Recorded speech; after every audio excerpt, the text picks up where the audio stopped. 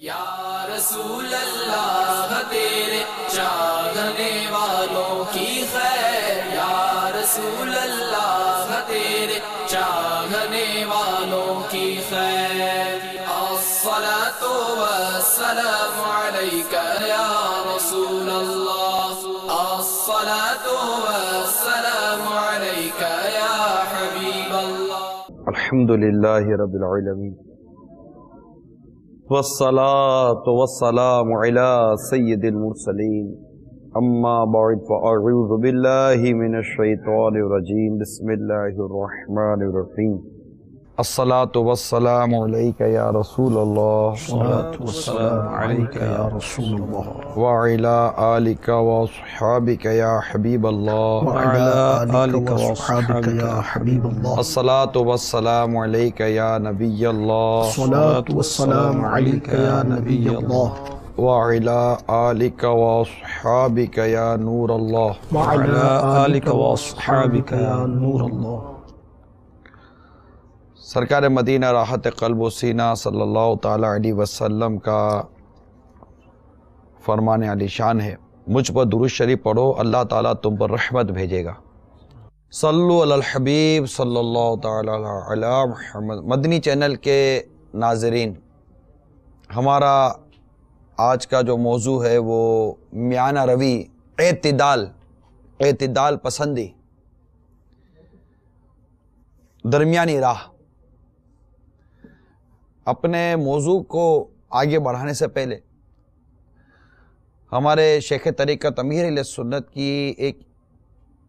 اقتباس ہے، آپ کا کچھ عبارات ہیں، وہ پہلے آپ کو میں بیان کرتا ہوں، تو انشاءاللہ عز و جل ہمارا جو موضوع ہے وہ مزید واضح ہو جائے گا۔ امیر اہل سنت دیکھتے ہیں آج ہماری اکثریت بے برکتی کی شاکی ہے، وہ ہے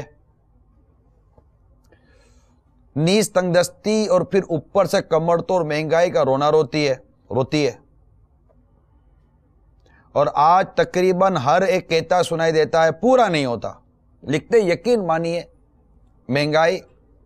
بے برکتی اور تنگ دستی کا فی زمانہ ایک بہت بڑا سبب غیر ضروری اخراجات ہیں۔ ظاہر ہے جب فضول خرچیوں کا سلسلہ جاری رکھیں گے، نیز اعلیٰ کھانوں، عمدہ مکانوں، پھر ان کے اندر سجاوٹوں کے بیش قیمت سامانوں، مہنگے فینسی لباسوں سے دل لگائے رہیں گے، تو ان کاموں کے لیے خطی رقموں کی ضرورت رہے گی، اور پھر بے برکتی اور پورا نہیں ہوتا کہ راگنیاں بھی جاری ہی رہیں گی۔ تو یہ امیر سنت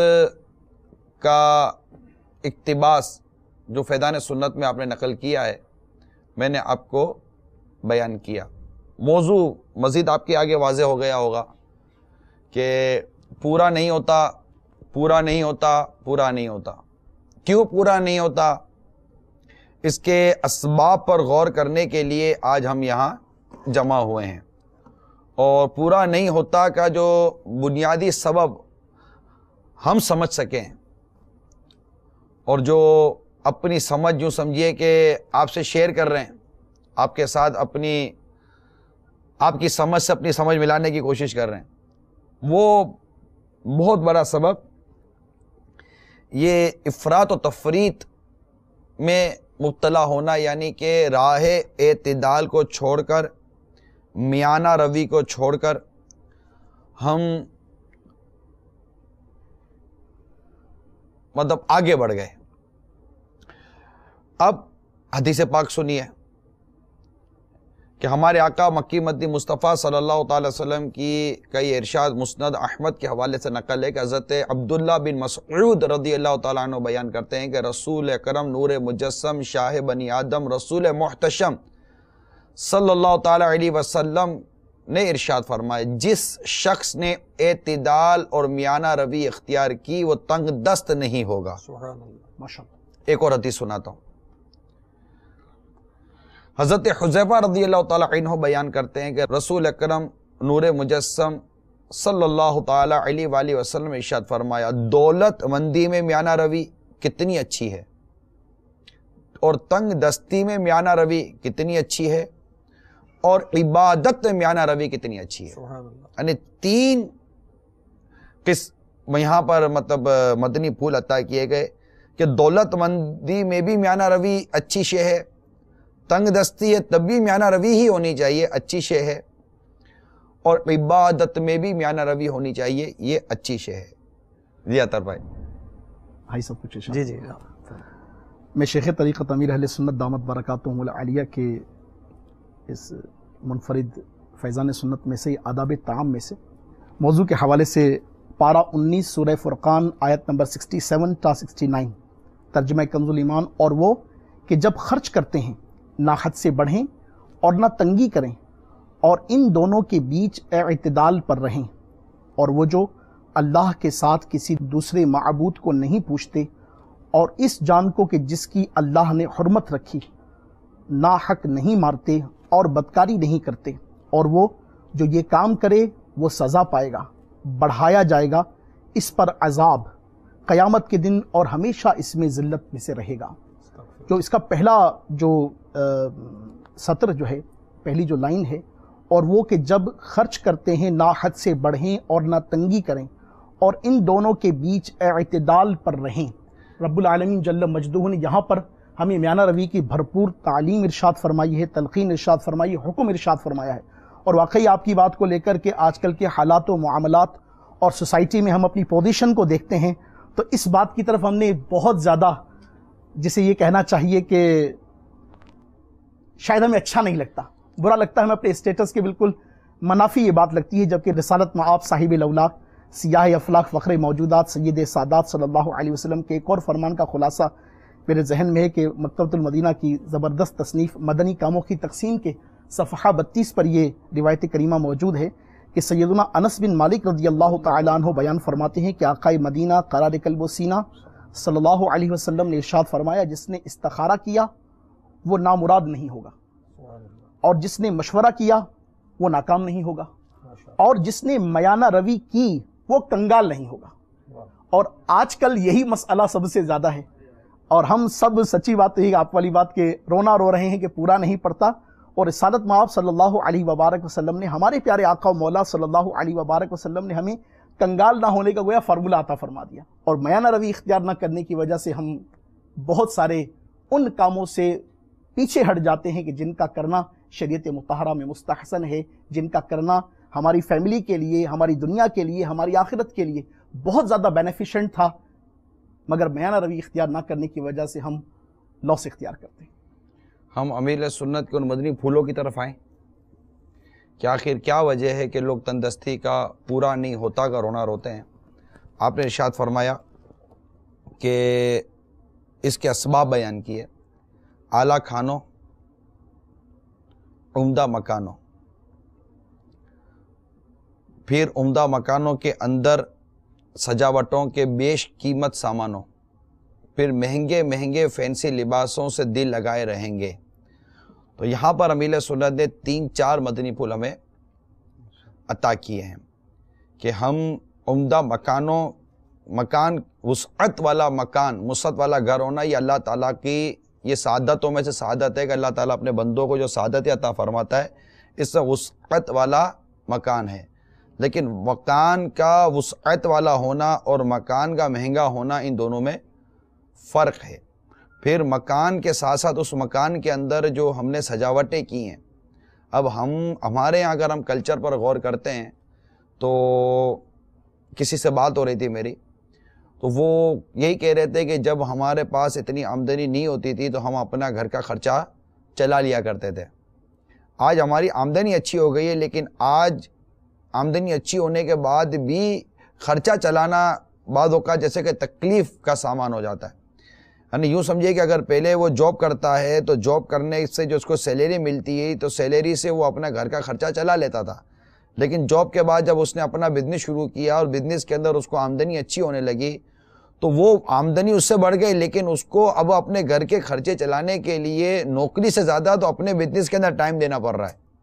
اور نوکری سے زیادہ اس کو زیادہ اس میں توجہ دینی پڑتی ہے، اور اپنی صلاحیتیں اور اپنی طاقت اور اپنی قابلیت وہاں صرف کرنی پڑتی ہے کہ اگر وہ اسی اخراجات پہ رہتا جس اخراجات سے اس نے سوئچ کیا ہے اپنے اون بزنس کی طرف، اسی اخراجات کو رہتا، یا 19-20 کا اگر کوئی فرق پڑ جاتا کہ بعض اوقات کم آمدنی کی وجہ سے بیسک ضرورتیں بھی پوری نہیں ہوتی، یہ ایسا بھی ہے، کیونکہ ہمارے معاشرے میں یہ بھی ایک کلچر ہے کہ غریب جو ہے نا وہ غریب ہوتا جا رہا ہے اور امیر امیر ہوتا جا رہا ہے۔ یہاں پر تھوڑی سی وضاحت یہ کر دوں کہ اس کے بھی کچھ اسباب ہیں۔ امیر امیر ہوتا جا رہا ہے، غریب غریب ہوتا جا رہا ہے، کیونکہ ہم نے جو دنیا میں جو ایک بزنس ٹرین بنایا ہوا ہے یا فائنینشیل ڈسٹریبیوشن جو ٹرین بنایا ہوا ہے، منی ڈسٹریبیوشن کا جو ہمارے ٹرین بنا ہوا ہے، وہ ٹرین بدقسمتی سے عین اسلام کے مطابق نہیں ہے۔ اگر بزنس لے لیجئے، آج دنیا میں بزنس، ٹرمز آف بزنس کے متعلق بہت سارے تبصرے ہو رہے ہیں، بہت سارے اس میں ایشوز بیان کیے جاتے ہیں۔ ٹرمز آف بزنس کی بات کریں، وے آف بزنس کی بات کریں، تو وہ وے آف بزنس جو اسلام نے ہمیں دیا، اگر اس کے مطابق ہمارا کاروبار ہو، سود نکال دیا جائے، سود کو مکمل طور پر کاروبار سے آپ ایک مرتبہ نکال کر تو دیکھیں، میں نہیں کہتا دوبارہ لے آئیے گا، نکال کر دیکھیں، بس نکال دیں اس کو، اور آنیسٹی کی طرف ہم آ جائیں اور مداربت کا راستہ اختیار کریں، اشتراکیت کا راستہ اختیار کریں کہ فائنینس مطلب لوگوں کی یا تو فائنینس ہمارے ساتھ ہو اور ساتھ ہی ان کی کوششیں ہمارے ساتھ متعلق ہو جائیں۔ تو اگر یہ ساری چیزیں لگ جائیں گی اور پھر زکوٰۃ کی جو ڈسٹریبیوشن ہے وہ ہم سے متعلق ہو جائے، پھر زکوٰۃ کی ڈسٹریبیوشن کے ساتھ جو بھی جیسے انہوں نے سورہ فرقان پارہ 19 کی جو آیت نمبر 67 کے حوالے سے جو ہمیں بیان کیا کہ نہ حد سے بڑھو، نہ ہاتھ کو روکو اور درمیانی راہ اختیار کرو، اعتدال کی راہ پر رہو، یہ خرچ کرنے سے متعلق قرآن نے یہاں پر بیان کیا ہے۔ تو جہاں نفلی صدقات دینے کے فضائل اور غریبوں کی مدد کرنے، یتیموں کی مدد کرنے، قرض دینے بغیر سود پر ثواب کی نیت سے، اگر ان تمام تر مدنی پھول جو شریعت نے ہمیں دیے ہیں اور صاحب نصاب اور اہل ثروت کو جو شریعت نے بیان کیا، پھر غریب کو جو محنت اور مزدوری کرنے اور اس کو اپنا کردار معاشرے میں ادا کرنے کے حوالے سے جو شریعت نے جو احکامات بیان کیے، اگر یہ ساری کی ساری چیزیں اگر ہمارے معاشرے میں آ جائیں، میں آپ کو یقین دلاتا ہوں کچھ نہ کچھ اسلامک معیشت کے مطالعے کے بعد یہ میرا ذہن بنا ہے کہ اگر اسلام کا بیان کردہ معاشی نظام جو قرآن اور حدیث کے اندر موجود ہے، ہمارے مفتیان اسلام اس بات کو بہت بہتر جانتے ہیں، کیونکہ مفتیان اسلام کی تو کوئی خدمت لی نہیں جا رہی نا معیشت کے معاملے میں، کہ اسلام معیشت کو بہتر کرنے کے لیے، اکنامکس کو بہتر کرنے کے لیے اور معیار زندگی کو بہتر کرنے کے لیے یا ہماری تنگی اور پریشانی کو دور کرنے کے لیے اسلام کیا بیان کر رہا ہے۔ ہم نے اس لاجکس کو یا اس مطلب کے میٹر کو لیا ہوا ہے جو مطلب عین اسلام کے مطابق نہیں بھی ہے۔ ہر بات ٹکراتی ہے، میں یہ نہیں کہہ رہا، لیکن عین اسلام کے مطابق کی بات کر رہا ہوں کہ جب ہم اس طرح مفتیان اسلام کے بیان کردہ جو معیشت کے جو اصول ہیں، پرنسپلز آف اکنامکس ہیں، معیشت کے جو اصول ہیں وہ لے لیں، اور منی ڈسٹریبیوشن کا جو ایک اسلامی نظام ہے اگر ہم اس کو لے لیں، تو یہ جو ہمارے یہاں بہت شدت کے ساتھ رونا ہے، یہ چھوٹا موٹا رونا نہیں ہے، شدت کے ساتھ رونا ہے کہ امیر امیر ہوتا جا رہا ہے، غریب غریب ہوتا جا رہا ہے، اور مڈل کلاس کا جو بندہ ہے جس کو وائٹ کالر ہمارے ہاں عموماً ٹرم اس کے لیے استعمال کی جاتی ہے، مڈل کلاس جو ہے یہ مطلب کہ پیستا جا رہا ہے کہ وہ اپنے اسٹیٹس سے باہر نکل نہیں سکتا اور آمدنی بڑھا نہیں سکتا۔ بہت عجیب و غریب سی حالت ہے، مطلب یوں سمجھے کہ ڈس بیلنس سسٹم ہے اس وقت۔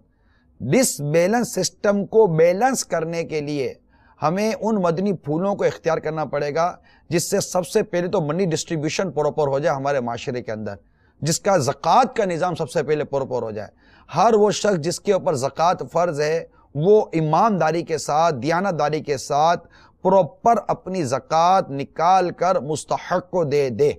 یہ سب سے پہلے ایک اصول ہے۔ پھر اس کے بعد اسلام کا ایک دوسرا جو ہمیں بہت پیاری ترغیبات قرآن میں بھی موجود ہیں، احادیث مبارکہ میں موجود ہیں، کہ وہ نفلی صدقات کی جو ترغیب و نفلی صدقات کی جو رغبت دلائی گئی ہے، پھر یتیموں کے ساتھ ہمدردی کرنے کی جو ترغیب دلائی گئی ہے، راہ خدا عز و جل کے مسافروں پر خرچ کرنے کی جو ترغیب دلائی گئی ہے، اور پھر رشتہ داروں اور پڑوسیوں اور ذی ارحام جو دیگر ہوتے ہیں ان کے ساتھ جو صلہ رحمی اور فائنینشلی سپورٹ کرنے اور ان کے حالات کو درست کرنے کی ترغیب دلائی گئی ہے. اگر ان سب پر غور کرے نا تو امیر امیر ہوتا جائے، غریب غریب ہوتا جائے، ایسا انشاءاللہ عز و جل آپ کو معاشرے میں نظر نہیں آئے گا. بڑی اعتدال کی صورت رہے گی. پھر اب امیر کی طرف اگر ہم آتے ہیں جو تھوڑا بہت رکھ رکھاؤ والا پیسے والا ہے، تو وہ بھی اس موجودہ دور کے اندر، کیونکہ بزنس کے متعلق اتنی زیادہ اچھی خبریں نہیں ہیں، کاروبار اتنا زیادہ سفیشنٹ نہیں ہے،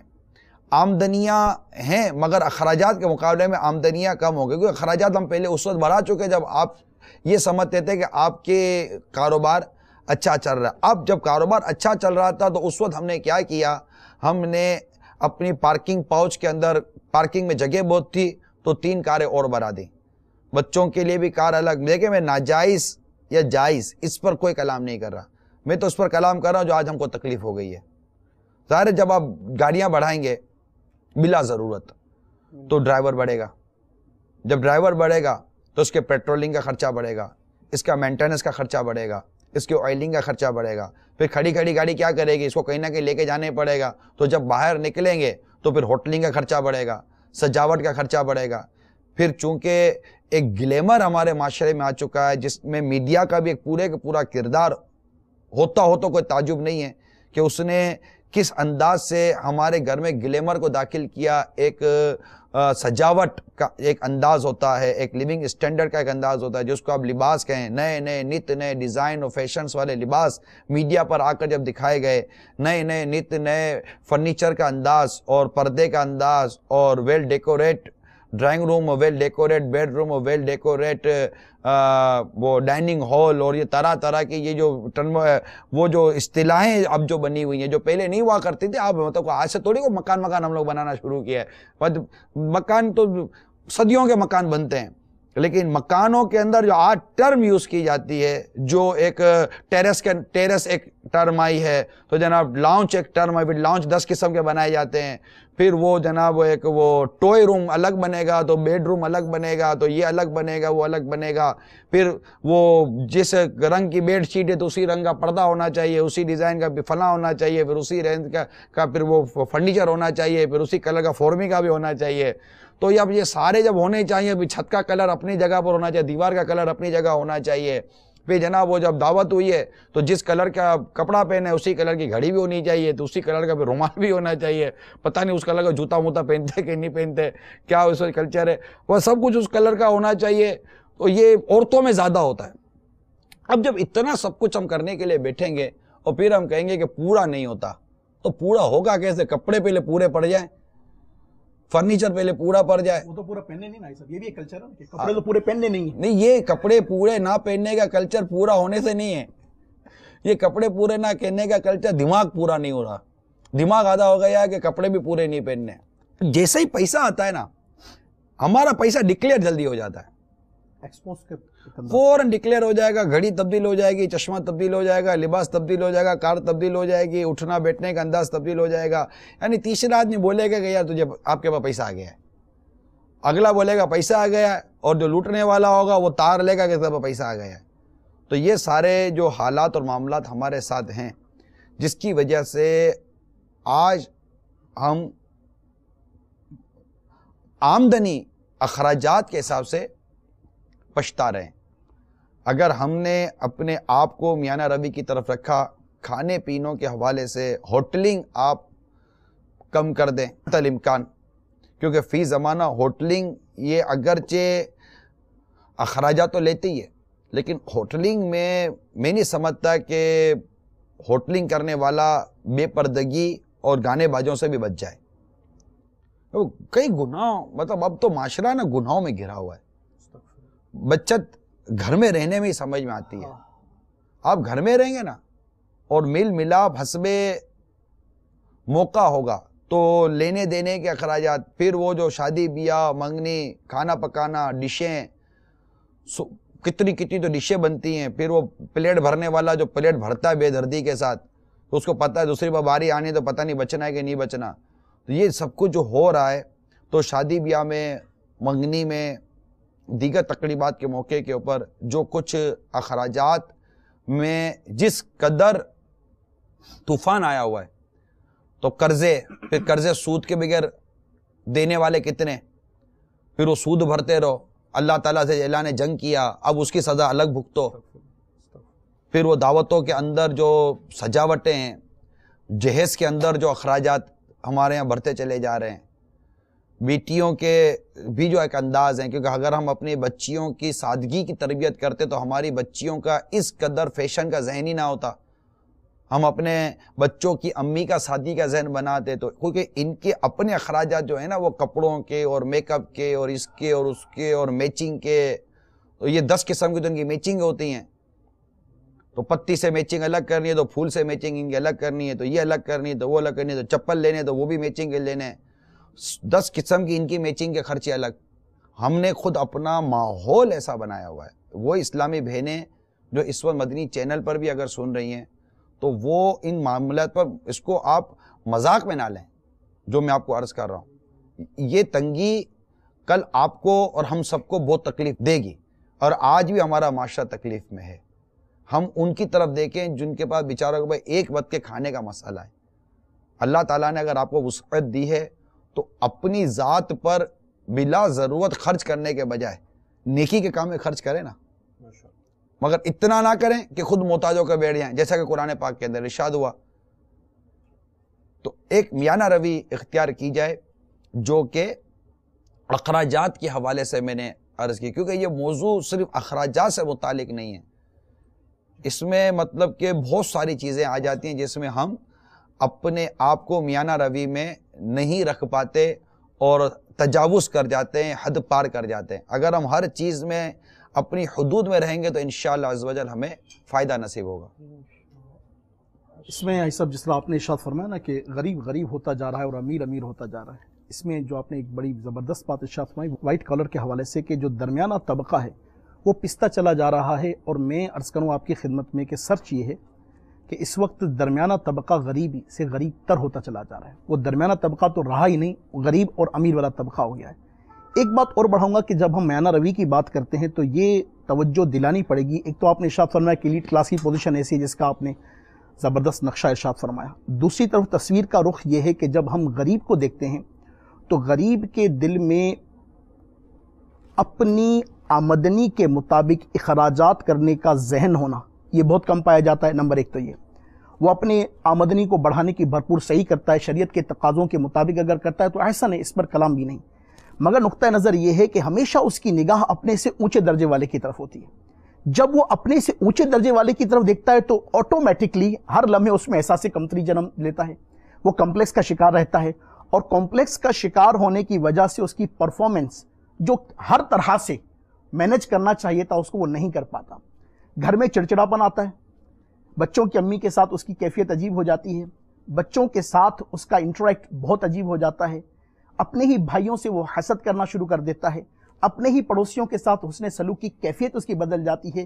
فقط ایک میانہ روی اختیار نہ کرنے کی وجہ سے کہ وہ اپنے سے اوپر والے درجے کو دیکھنے کی بجائے اپنے سے نیچے والے کو دیکھتا کہ رب العالمین عز و جل نے اسے کرائے کا مکان اگر عطا فرمایا ہے تو کرایہ دینے کی سکت بھی تو عطا کی ہے، مگر کتنے ہی لوگ جھگیوں میں بیٹھے ہیں، کتنے ہی لوگ راتیں سڑکوں پر گزار دیتے ہیں، کتنے ہی لوگوں کے پاس رہنے کے لیے نہیں ہے کہ وہ ریلوے کے پلیٹ فارم اور پٹڑیوں پر سونے کے لیے مجبور ہیں، اور کتنے ہی لوگ ایسے ہیں کہ جنہیں یہ سکت بھی حاصل نہیں کہ وہ کرائے کے مکان ہی افورڈ کر سکیں۔ کسی کو رب العالمین اگر اپنا مکان عطا فرمائے تو کرائے کے مکان والے کو دیکھے، وہ کوٹھی والے کو دیکھتا کیوں ہے کہ کوٹھی والے کو دیکھ کر یا بنگلے والے کو دیکھ کر یا ویلا والے کو دیکھ کر اسے احساس کمتری جنم لے، اور اس احساس کمتری کی وجہ سے وہ پھر حرام کی طرف مائل ہو۔ یہ معاشرے کا وہ حصہ ہے حاجی صاحب کہ جو ہمارے معاشرے کا 90% ہے،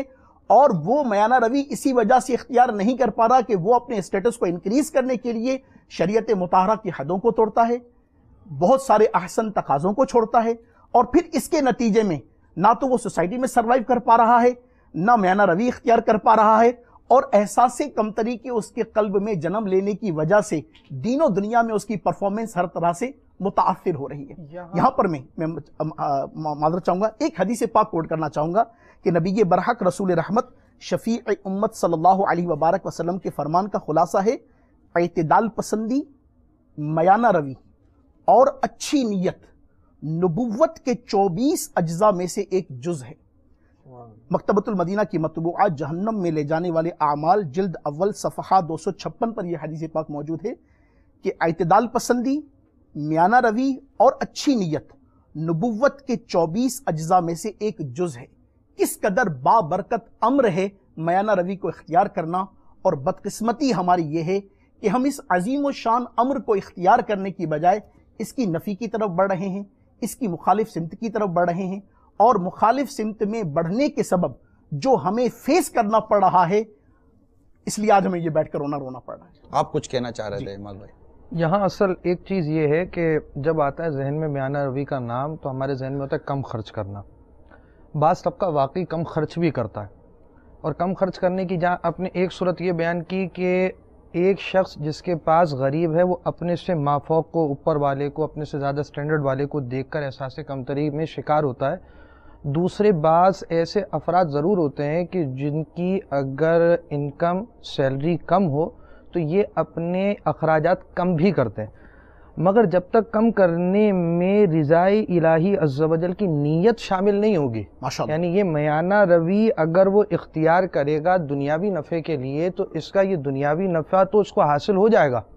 اگر وہ احساس کمتری چھوڑ کر وہ کہتا ہے یار امیر جو بھی ہو کچھ بھی ہو میرے پاس جو چیز ہے میں اس کے ساتھ رہ کر اپنی زندگی گزار لوں، تب بھی یہاں اس کی کامیابی نہیں ہے۔ جب رضائے الہی عز و جل کی نیت ہوگی، یہ احادیث ملحوظ خاطر ہوں گی، قرآنی احکام سامنے ہوں گے، تو اب اس انداز کی میانہ روی کو اختیار کرنا باعث ثواب ہوگا، اور اس کی آخرت میں امید ہے کہ یہ نجات کا ذریعہ بنے۔ سبحان اللہ، سبحان اللہ، ماشاءاللہ۔ میں یہاں پر سرکار مدینہ صلی اللہ تعالیٰ علیہ وسلم کی سیرت مبارکہ سے ہم کوشش کرتے ہیں، جو ہمارے بزرگوں نے لکھ کر دیا ہے، کہ اگر ہم اس سیرت مبارکہ کا مطالعہ کریں اور اس کے مطابق زندگی گزاریں، جیسا کہ دعوت اسلامی ہمیں سنتوں بھری زندگی گزارنے کا درس دیتی ہے، کیونکہ ہمارا انداز زندگی یہ شریعت مطہرہ کے بتائے ہوئے طریقے کے مطابق نہیں گزرتا، جس کی وجہ سے ہمیں یہ ساری تکلیفیں اٹھانی پڑتی ہیں۔ اب مثال کے طور پر ہمارے آقا صلی اللہ تعالی وسلم کی سنت پر عمل کرنے سے اعتدال حاصل ہوتا ہے۔ آقا صلی اللہ تعالی وسلم کھانا تناول فرماتے تو کبھی نہیں بھی فرماتے، ٹھیک ہے، بھوکا رہنا یہ حالانکہ زہد اختیاری تھا آقا صلی اللہ تعالی علیہ وآلہ وسلم کا۔ کبھی نمک، زیتون کے تیل یا سرکے کے ساتھ جو کی روٹی شریف تناول فرما لینا، پیٹ پر پتھر باندھ لینا، لباس مبارک کی سادگی،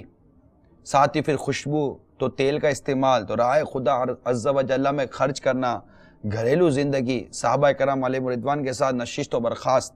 اسی طرح آقا صلی اللہ علیہ وسلم کے بیان اور نصیحتیں وغیرہ کا جو معمول تھا، جو انداز زندگی تھا، اگر ہم سرکار صلی اللہ علیہ وسلم کے انداز زندگی کا مطالعہ کریں تو کیا فقیر کیا غنی، ماشاءاللہ، ہر ایک کے لیے آقا صلی اللہ علیہ وسلم کی حیات مبارکہ کے اندر عمل موجود ہے، اور یہ عمل وہ ہے جس سے ہم تکلیف میں نہیں آئیں گے،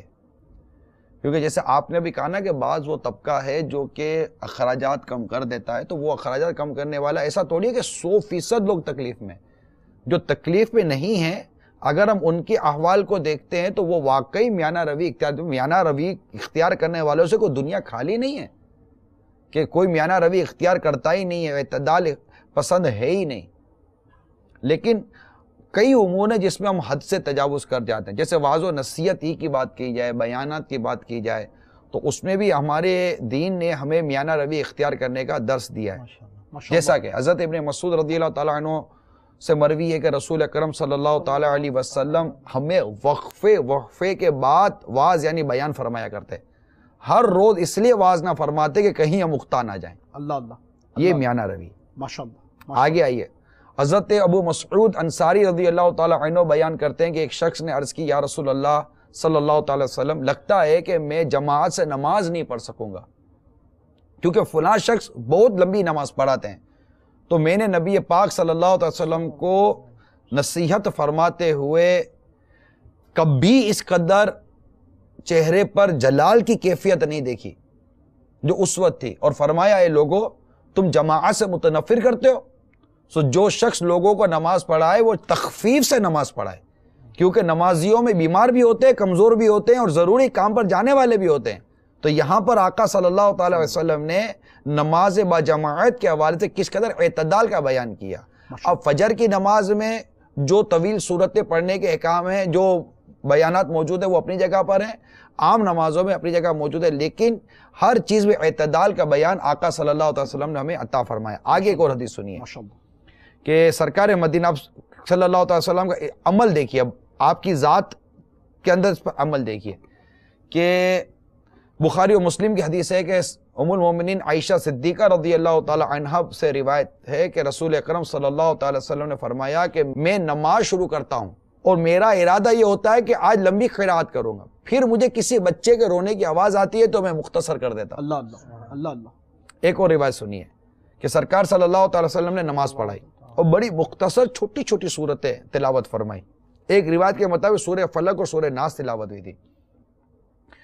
میرے آقا صلی اللہ تعالیٰ علیہ وآلہ وسلم جب نماز سے فارغ ہوئے تو ابو سعید خدری رضی اللہ تعالیٰ نے عرض کی، آقا آج تک میں نے حضور کو ایسی مختصر نماز پڑھتے نہیں دیکھا۔ ارشاد فرمایا نماز کے دوران میں نے ایک بچے کے رونے کی آواز سنی، اور مسلم خواتین بھی صفے باندھے نماز پڑھ رہی تھیں، یقیناً اس میں اس بچے کی ماں بھی ہوگی۔ میں نے ارادہ کیا کہ میں جلدی نماز سے فارغ ہوں تاکہ وہ ماں نماز سے فارغ ہو کر اپنے بچے کو گود میں لے لے اور اسے چپ کرا دے۔ یہ دیکھیے، یہ امت کی خیر خواہی، امت کی غم خواری، اور ہم سب کے لیے وعظ و نصیحت کا معیار بھی بیان کر دیا کہ کس انداز سے وعظ و نصیحت کرنی چاہیے، کس انداز سے نیکی کی دعوت دینی چاہیے، کس انداز سے عبادت کا معمول ہونا چاہیے۔ ہر ایک کے بارے میں آقا مدینہ صلی اللہ تعالی وسلم نے ہمیں ارشاد فرمایا۔ آگے ایک چلیے، حضرت انس رضی اللہ تعالیٰ عنہ بیان کرتے ہیں نبی کریم صلی اللہ علیہ وسلم کے اصحاب تھے، چند افراد نے پیارے آقا صلی اللہ علیہ وسلم کی تنہائی میں عبادت کا حال دریافت کیا۔ پھر بعض اصحاب نے کہا کہ میں کبھی نکاح نہیں کروں گا، بعض نے کہا میں کبھی گوشت نہیں کھاؤں گا، بعض نے کہا میں کبھی بستر پر نہیں سوؤں گا۔ یعنی ان کی کیفیت تبدیل ہو گئی کہ آقا صلی اللہ علیہ وسلم اس قدر عمل کرتے ہیں، اب میں یوں نہیں کروں گا، میں یوں نہیں کروں گا، میں یوں نہیں کروں گا۔ جب میرے آقا صلی اللہ تعالیٰ علیہ وآلہ وسلم کو اس بات کی اطلاع ملی تو آپ نے حمد و ثنا کے بعد ارشاد فرمایا فلاں فلاں لوگوں کا کیا حال ہے جو اس طرح کہتے ہیں، لیکن میں نماز بھی پڑھتا ہوں، میں سوتا بھی ہوں، روزہ بھی رکھتا ہوں، کھاتا پیتا بھی ہوں، عورتوں سے نکاح بھی کرتا ہوں، سو جس نے میری سنت سے اعراض کیا وہ میرے طریقے پر نہیں ہے۔ سبحان اللہ۔ یہ ساری روایتیں جو میرے مدنی چینل کے ناظرین آپ کو میں بیان کر رہا ہوں، اس پر غور کیجئے۔ خرچ کے حوالے سے بھی ہمیں اعتدال اختیار کرنا ہے، بات چیت کے حوالے سے بھی اعتدال اختیار کرنا ہے، ہمیں سلوک کے حوالے سے بھی اعتدال اختیار کرنا ہے، الحب فی اللہ البغض فی اللہ پر بھی رہنا ہے، اور کہ محبت بھی اللہ کے لیے، دشمنی بھی اللہ کے لیے، اپنی نفس کی شرارتوں سے بچنا ہے۔ معاملات کے اندر، گھر بار کے اندر، کاروبار کے اندر بے جا انہماک سے بھی ہم کو خود کو بچانا ہے، کہ اس میں بھی ہمارے امیر سنت کا ایک بڑا پیارا ارشاد ہے کہ اچھی تجارت بھی نعمت ہے، عالیشان مکان بھی نعمت ہے، عمدہ سواری بھی نعمت ہے، ماں باپ کے لیے اولاد بھی نعمت ہے۔ کسی بھی دنیاوی نعمت میں ضرورت سے زیادہ مشغولیت اور انہماک یہ باعث غفلت ہے۔ یہ بڑا ہی، یہ بھی اعتدال والا جملہ ہے۔ یہ جو امیر سنت کی جو عبارت ہے نا، یہ بھی بڑی معتدل ہے، یہ بڑی مطلب کہ نپی تلی غفلت رسالہ ہے، اس کے اندر یہ عبارت موجود ہے کہ اچھی تجارت بھی نعمت ہے۔ لوگ کہتے ہیں کہ ٹھیک ہے تو تجارت میں کیا ہے، بے جا انہماک، تجارت، اولاد، بیوی، بچے، گھر بار، ان سب میں اللہ تعالیٰ نے بندوں کے لیے وہ خواہش رکھی ہے، اس کے لیے مطلب اس میں طلب اور اس کی محبت رکھی ہے، لیکن بے جا انہماک سے بچایا ہے، اور جو اللہ کے پاس ہے وہ اس سب سے بہتر ہے۔ تو میرے مدنی چینل کے ناظرین، یہ جو موضوع ہم لے کر آپ کی بارگاہ میں حاضر ہوئے ہیں وہ پورے مطلب کہ اس کو لیے ہوئے، ہمارے پورے نظام زندگی کو لیے ہوئے، لہٰذا اگر ہم کاروبار میں ہیں تو اعتدال، ہم گھر بار میں ہیں تو اعتدال، ہم کاروبار میں ہیں تو اعتدال، ہم خرچ پہ آئیں تو اعتدال، عبادت کے معاملے میں بھی اعتدال، ہر معاملے میں اعتدال۔ انشاءاللہ عز و جل اگر ہم نے میانہ روی اختیار کی اور افراط اور تفریط ان دونوں سے بچ کر کام کیا، آپ دیکھیے گا کہ ہمارا معاشرہ یہ سنتوں کا گہوارہ اور پر امن اور پرسکون معاشرہ بن جائے گا۔ عبادات و معاملات میں میانہ روی کا بہترین سلیبس شیخ طریقت امیر اہل سنت دامت برکاتہم العالیہ کا عطا کردہ مدنی انعامات کا رسالہ ہے۔ میں نے بہت سارے مدنی انعامات کو میانہ روی کے حوالے سے اس قدر بہترین طریقہ انداز پایا کہ اگر واقعی ہم اسلامی بھائی، اسلامی بہنیں، ہم بلکہ سب مسلمان پیارے آقا مدنی مصطفیٰ صلی اللہ علیہ وسلم کی شریعت مطہرہ کے تقاضوں کو مد نظر رکھ کر جو الحمدللہ عبادات و معاملات میں میانہ روی پر مشتمل شیخ طریقت نے ہمیں یہ مدنی انعامات کا رسالہ عطا فرمایا ہے، آپ اسی بات سے اندازہ کیجئے عبادات کے حوالے سے مختصر بات کہ امیر اہل سنت نے تعلیم ارشاد فرمائی کہ کیا آپ روزانہ 3 آیات کریمہ قرآن کریم کی مع ترجمہ و تفسیر پڑھتے ہیں؟ اب اس سے کم کیا آئے گا آدمی کہ 3 آیت کریمہ بھی نہیں پڑھتا، تو اس سے کم کیا آئے گا، اور زیادہ جائے گا تو مدینہ مدینہ۔ مگر میانہ روی کی بات ہو رہی ہے کہ ہماری عادت بن جائے، ہمارے تسلسل میں ایک بات شامل ہو جائے کہ کیا واقعی ہم روزانہ قرآن کریم پڑھنے کے اس انداز سے ہی عادی ہیں؟ تو عبادات و معاملات میں شیخ طریقت امیر اہل سنت نے جو ہمیں میانہ روی کا انداز دیا ہے مدنی انعامات کے ذریعے سے، میں چاہوں گا کہ وہ اسلامی بھائی کے جو مدنی انعامات کا لفظ پہلی مرتبہ سن رہے ہیں، مدنی انعامات سے واقف نہیں ہیں، وہ دعوت اسلامی کے مقدس مدنی ماحول سے وابستہ ہو جائیے۔ مکتبۃ المدینہ جو کہ دعوت اسلامی کے اشاعتی ادارے کی ترکیب ہے، اس سے آپ انہیں حاصل کیجئے، آپ کا علم بڑھے گا، توجہ بڑھے گی، اور عبادات و معاملات میں میانہ روی اختیار کرنے کا جو آسان ترین انداز شیخ طریقت دامت برکاتہم العالیہ نے ہمیں مدنی انعامات کے ذریعے عطا فرمایا ہے، آپ اسے اختیار کیجئے، اور پھر آپ خود محسوس کریں گے کہ یہ وہ نسخہ ہے جو ہماری زندگی کو بدل دے گا، یہ وہ نسخہ ہے جو ہمارے اندر نیکی و تقوی کو پیدا کرے گا، اور آج کے موضوع کے اعتبار سے یہ وہ نسخہ ہے جو انشاءاللہ عز و جل ہمیں میانہ روی کی طرف نہ صرف مائل کرے گا، عشق سرکار میں ایسا گھائل کرے گا کہ مدینہ ہی مدینہ ہو جائے گا۔ جزاک اللہ خیر۔ آمین۔ یہاں پر یہ بات ضرور عرض کروں کہ اس موضوع کو اگرچہ ہم لاکھ وسعت دے دیں، اور ہے اس میں وسعت، جی لیکن میرے ناظرین جائیں گے اسی طرف کہ یار پورا کیسے ہوگا، پورا کیونکہ یہ سب روز مرہ کا ایک معاملہ ہے نا، پورا کیسے ہوگا۔ پرائیورٹیز ہماری ایکچولی یہی ہیں۔ میں پورا کرنے کے لیے آپ کو ایک مدنی پھول عرض کر دیتا ہوں، ماشاءاللہ، مرحبا۔ آپ کو پورا ہو جائے گا۔ آپ اخراجات کے مطابق آمدنی نہ ڈھونڈیں، آمدنی کے مطابق اخراجات بنا لیں، ماشاءاللہ، آپ کو پورا ہو جائے گا۔ سبحان اللہ، very simple and sober formula. Wanted are unlimited, ماشاءاللہ۔ مطلب یہ کہ ہے ہی نہیں سے زیادہ پیسے، ہے ہی نہیں پیسہ، میرے جیب میں کرایہ بس کا ہے، میں ٹیکسی کا خواب کیسے دیکھوں گا؟ یا تو پیدل جاؤں گا یا میں بس میں جاؤں گا۔ تو جو اخراجات پہلے بنائیں کہ ہمارے یہ اخراجات جو ہے نا یہ ضرورت زندگی کو گھیرتے ہیں، جو اب وہ اس کا اماؤنٹ جو بھی اب آپ کے سامنے ہے، اس سے بچوں کی تعلیم و تربیت کے حوالے سے، علاج معالجہ کے حوالے سے، اور جو ایک نارمل قسم کی زندگی ہوتی ہے اس کے حوالے سے دیکھ لیں بھئی یہ ہوتا ہے۔ اب آپ کو لگا کہ یہ اگر بناتے ہیں تو ہمارے گھر کے اخراجات بنتے ہیں 30,000، آمدنی ہے میری 15,000، آمدنی ہے میری 20,000، تو اب کیا کیا جائے؟ تو اب ڈیفینیٹ ہے کہ اب وہ آمدنی بڑھانے کے لیے کہ ہم ناجائز ذریعہ تو استعمال کریں گے نہیں۔ یہ چونکہ مسئلہ یہ ہے کہ ہم اپنی آمدنی کو بڑھانے کے لیے پھر ناجائز ذریعہ استعمال کرتے ہیں، اور ناجائز ذریعہ استعمال کرنے کے طریقے الگ سے کرتے ہیں، وہیں بیٹھے بیٹھے پھر سیٹ کی کام میں ڈنڈی مارتے ہیں، پیٹرول کی چوری کرتے ہیں، پرچیزنگ میں چوری کرتے ہیں، سیلز میں چوری کرتے ہیں، جھوٹ بولتے ہیں، خیانت کرتے ہیں، ادھر اپنی حاضری لگا دی اور جس نے حاضری لگا آدھی تنخواہ اس کو دے دی، آدھی تنخواہ خود لے لی، اور خود جا کر کہیں اور بھی نوکری کر رہے ہیں۔ تو یہ 100 قسم کی بیماریوں کا راستہ اختیار کرتے ہیں،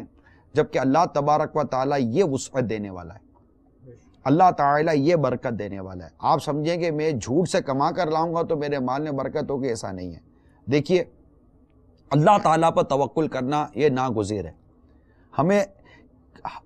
ہر صورت رب پر ہی اعتماد کرنا ہے، اور رب پر ہی توکل کرنا ہے، رب پر ہی بھروسہ کرنا ہے، وہی پورا کرنے والا ہے، وہی ہمارے اخراجات کے معاملے میں ہماری دستگیری فرمانے والا ہے، ہماری مدد فرمانے والا ہے، وہ رب کریم قادر مطلق ہے. ہم مسلمان ہیں. میری بات کو سمجھنے کی کوشش کیجئے میرے مدنی چینل کے ناظرین. ہم مسلمان ہیں. ہم اللہ سے دعا کریں, یا اللہ تجھے سب خبر ہے, میرا یہ حال ہے,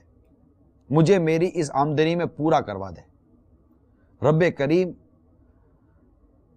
اپنی رحمت سے ہماری اس آمدنی میں وہ برکت دے گا کہ خرچ کرنے کے بعد بھی انشاءاللہ 2 پیسے آپ کے ہاتھ میں بچیں گے. آپ کر کے تو دیکھو. آپ کو اور ہم کو, میں نہیں جو کرتے ہیں میں ان کو کہہ رہا ہوں کہ ایک شخص کو بددیانتی پر اعتبار آ گیا کہ میں بددیانتی کروں گا تو پورا ہوگا, میں جھوٹ بولوں گا تو پورا ہوگا, میں دھوکہ دوں گا تو پورا ہوگا, میں ملاوٹ کروں گا تو پورا ہوگا, میں سود پر کاروبار کروں گا تو پورا ہوگا, میں چوری ڈکیتی کروں گا تو پورا ہوگا. اس کو ان گناہوں پر پورا ہونے پر اعتماد ہو رہا ہے, نہیں ہو رہا تو رب کی فرما برداری پر اعتماد نہیں آ رہا کہ میں رب پر بھروسہ کروں کہ میرا رب پورا کرنے والا ہے انشاءاللہ عز و جل. دیکھیے مسلمان کو اپنے اندر یقین کامل پیدا کرنا پڑے گا. یقین کامل کے بغیر منزل نہیں ملے گی. اور جو اس وقت حالات اور معاملات چل رہے ہیں اس کے لیے یقین کامل ہونا ہی لازمی ہے. اعتماد کی کمزوری یہ ہمیں مروا دے گی. لہذا جو کچھ اپنے پاس ہے اس پر اعتماد کریں, اس پر تکیہ کریں, اعتماد سے اس پر تکیہ کریں, اور جو اوروں کے پاس ہے نا اس سے آپ فارغ ہو جائیے, انشاءاللہ عز و جل پورا ہو جائے گا. لہذا فیضان سنت کی میں چند عبارت آپ کو عرض کرتا ہوں کہ مولا مشکل کشا شیر خدا کرم اللہ تعالیٰ وجہ الکریم نے ارشاد فرمایا. میں اس کا سولوشن کی طرف ہی, ٹھیک ہے نا, کیونکہ اینڈ ہے تو میں سولوشن کی طرف جا رہا ہوں, کہ ارشاد فرمایا کہ جس نے قناعت کی اس نے عزت پائی, اور جس نے لالچ کیا ذلیل ہوا. اب آئیے اسی فیضان سنت کے صفحہ نمبر 505 پر حدیث ابو ہریرہ رضی اللہ تعالیٰ عنہ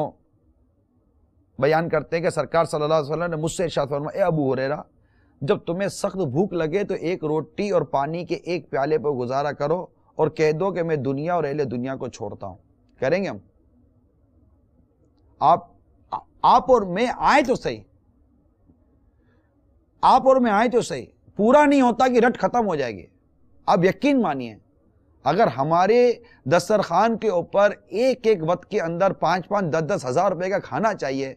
4-4, 5-5 ہزار روپے کا کھانا چاہیے, اور چھوٹی موٹی تقریبات کے اندر 1 لاکھ 2 لاکھ 3 لاکھ روپے یوں اڑ جانے کے لیے چاہیے, تو پھر یہ کہنا کہ پورا نہیں ہوتا. تو مہنگائی, جب مہنگائی بڑھتی ہے ڈیمانڈ بڑھ جانے سے, جب ڈیمانڈ کم ہو جائے گی مہنگائی خود نیچے آ جائے گی, غریب آدمی کو بھی پورا ہو جائے گا. یعنی ایسا نہیں ہے کہ اگر کوئی طبقہ بہت زیادہ مطلب وہ خرچی اور فضول خرچی کی طرف چلا گیا تو اس سے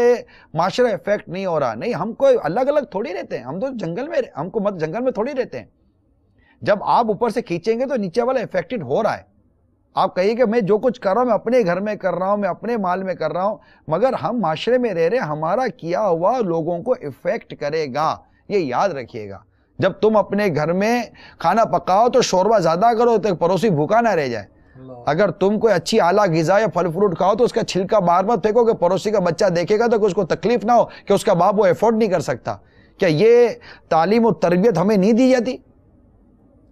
اپنے پڑوسی, اپنے مسلمان بھائیوں کی خیرخواہی کے لیے کہ ہمیں یہ جذبہ نہیں دیا جاتا؟ جب ہم نیچے آ جائیں گے, مطلب آپ ایفورڈ کر سکتے ہیں, آپ نیچے تو آئیے. جو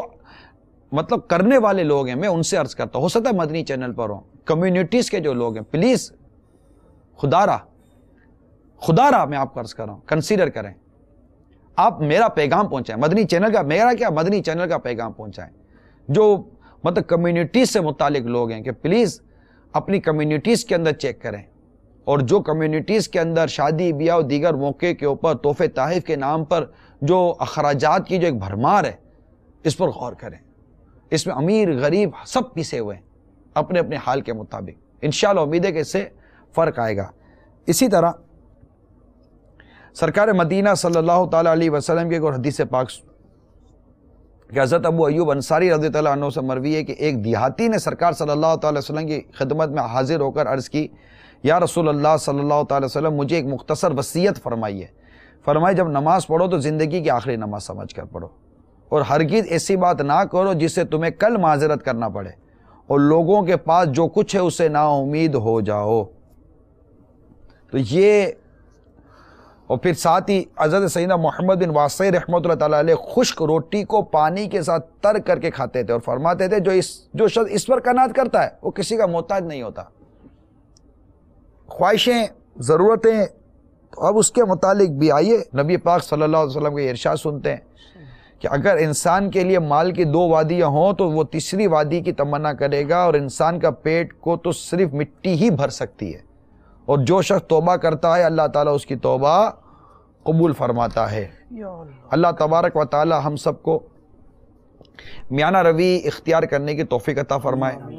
راہ اعتدال پر رکھے۔ صلو علی الحبیب صلی اللہ تعالی علیہ وسلم۔ یا رسول اللہ تیرے چاہنے والوں کی خیر، یا رسول اللہ تیرے چاہنے والوں کی خیر، الصلاۃ والسلام علیک یا رسول اللہ، الصلاۃ والسلام